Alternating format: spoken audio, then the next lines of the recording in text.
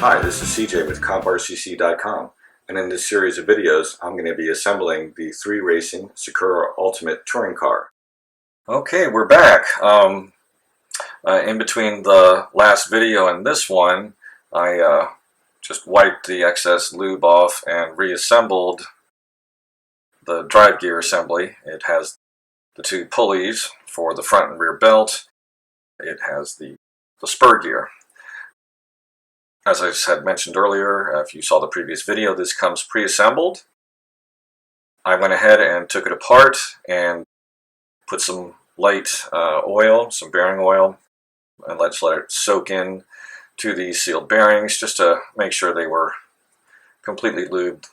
This is going to take a lot of stress, and is going to be, don't want those bearings to be dry since they were sealed, metal sealed. I couldn't tell. The screws to attach this are kind of in an odd bag. They are in bag number 4, where you find this and your two belts, but also in bag number 4 you've got the bearings and screws for the steering assembly and some of the sway bar parts. Okay, I took a few seconds here to go through these screws and make sure I had identified the correct ones. And just slide this forward here, bring back my little cutting board. So I need to find a couple of pieces in here and trim them off this tree.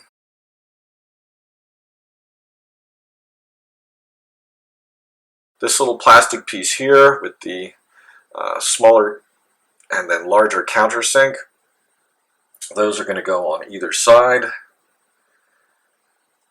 of this drive wheel, and those are going to drop down into those two bulkheads. As you see, you have these very small screws here. I'm going to put these in my hand and hold them up for the camera so you can see a little bit. When you're dealing with screws this small, and I figured this out to be sure by, again, identifying this part and that it was a countersunk part there.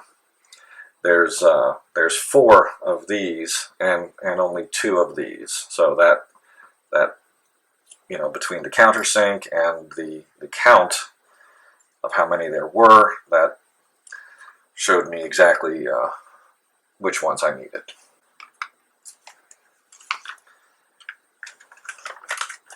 And the direction does say, you know, it's a M2 by 5 flat screw and then an M3 by 6 flat screw.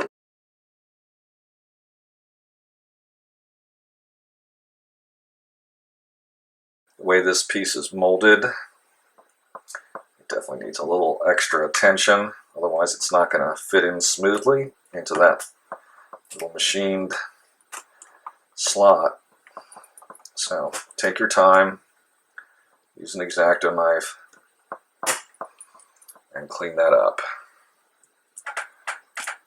And test fit it so that you know that that goes in properly, like that, all the way in, and fits into that little slot there.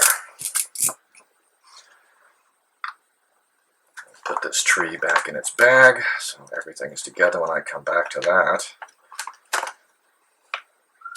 And that looks like it's more than just, yeah, this looks like part of the battery mounting system. So there's a bunch of parts here.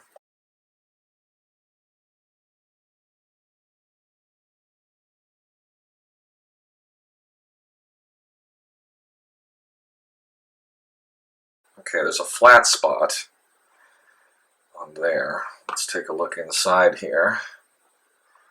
Let's see if there's a matching flat spot. That's hard to see, so I think what I'll do is work it around in a... there it goes.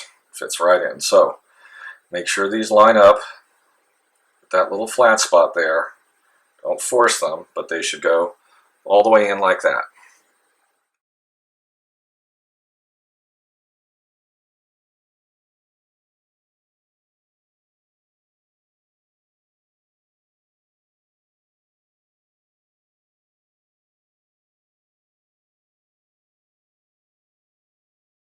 note that once you have these two screws in place, the large of the two, you can remove the whole assembly here by just removing these little retaining screws. Now there's going to be a cap, undoubtedly, that will go down on top of those, so it's not just that little piece of plastic holding the drive gear assembly in place. But again, you can just take out these small retaining screws, and these little plastic pieces just slide right up and out and go right back in again. So that's good to know when you're disassembling. This is one of the advantages of building up a kit versus getting a pre-built or ready to run, is that you go through all these little experiences that teach you a lot about the car and how to fix it and repair it and do what you need to do when the time comes. It's a lot easier to do something in the field when you've already taken this thing apart.